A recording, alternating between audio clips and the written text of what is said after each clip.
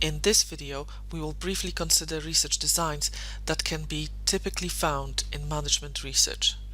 The overview will move from positivistic end of the design spectrum towards more interpretative design.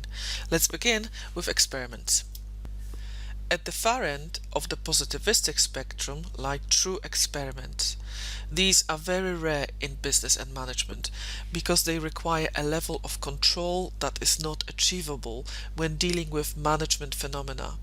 However, experiments are somewhat a yardstick of the design because they engender considerable confidence in the robustness and trustworthiness of findings. In order to carry out a true experiment, it is necessary to manipulate the independent variable in order to determine whether or not it has an influence on the dependent variable. In classic experimental design, two groups are established: an experimental or treatment group, which receives the treatment, and a control group, which does not. The dependent variable is measured before and after the experimental manipulation so that a before and after analysis can be conducted, and participants are assigned randomly to their respective groups. The classical elements of experimental design involve random assignments to groups, pre-testing, manipulation, treatment, and post-testing. As I mentioned, true experiments are very rare in management, and what you typically may find is a quasi-experiments, where some of the conditions of true experiments are not met. For example, participants may not be randomly assigned to groups. Recent examples of experimental design include a marketing study by Chen and Berger, which tests whether different content acquisition methods impact on content sharing. In the context of organizational research, Heidi et al. In 1996 conducted a quasi-experiment to show how stress management might be managed by innovation. The design was quasi-experimental because some participants were volunteers, whereas others were encouraged to take part by their line managers. Whereas experiments are relatively rare in management research, though you may find them in marketing in particular, surveys are very common. In survey research compromises a cross-sectional design where data is collected primarily by questionnaires or structured interviews at a point in time from a large number of cases in order to collect a body of quantitative and quantifiable data on two or more variables, which are then examined to detect patterns of association. Surveys are typically associated with deductive research and used for descriptive and causal inferences. Surveys are popular because, similar to experiment, they have the hallmark of positive science but are easier to design and conduct. I include an example from my own research to show you how survey can be applied to online marketing. The next research design on the spectrum is a case study, and a case study explores a research topic or a phenomenon within its context.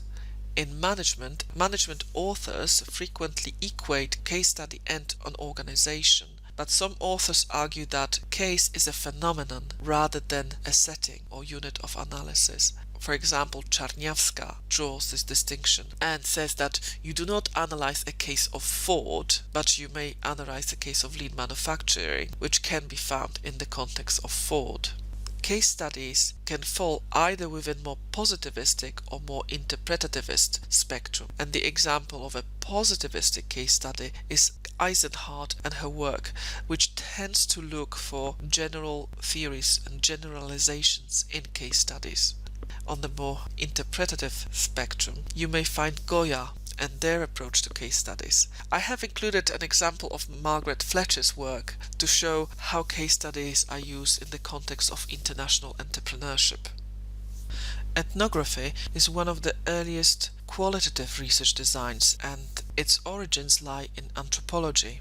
In 1920s, the Chicago School began to use ethnography to study social and urban problems, and the approach involved researchers living amongst those whom they studied, to observe them in order to produce detailed accounts of shared beliefs, behaviors, interactions, language, and rituals.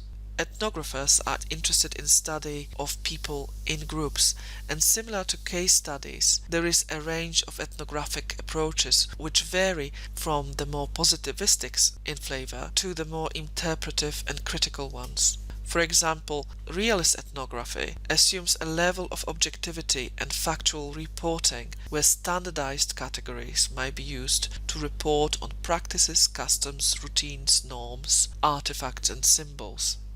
Interpretative ethnography, by contrast, places greater emphasis on subjectivity and impressions and focuses on understanding and meanings.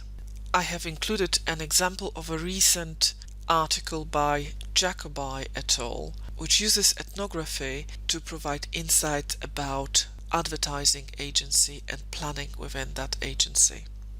Action research involves engagement with the setting and an iterative process of inquiry that is designed to develop solutions to real organizational problems. The purpose of action research is to promote organizational learning, and design commences with specific research question in a specific context and progresses through loops, sometimes multiple loops, of diagnosing and constructing issues, planning, action taking, and evaluating actions. Action research has been embraced by consultants, and if you are a PhD student, it is unlikely that you will engage with it despite its appeal. And the reason is because in order to do action research, you need to participate in an actual problems and influence decisions. And this is unlikely to do if you are just a PhD researcher. However, I am leaving you with a text by Van de Ven that defends action research and points to its key strength, which relates to its relevance to managerial practice. Finally, I would like to mention grounded theory, which refers both to the methodological approach or a method of inquiry and the results of the research process, the theory that is built on the data that come through grounded theory.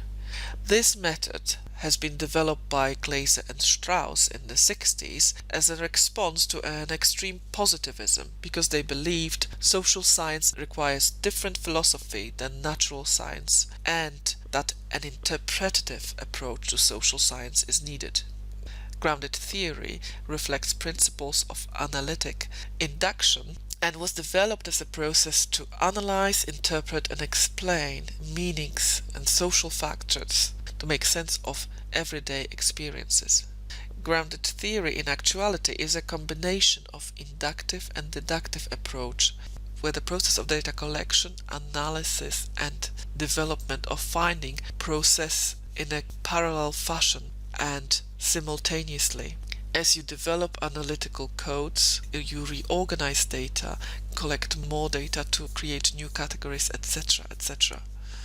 Similar to other research designs, there is a large level of variation within grounded theory, where the early writings have advanced at a later date into quite different directions, and the current version of grounded theory by Strauss differs very much from the early conceptions by Glaser, and Kathy Shamas presents yet another version.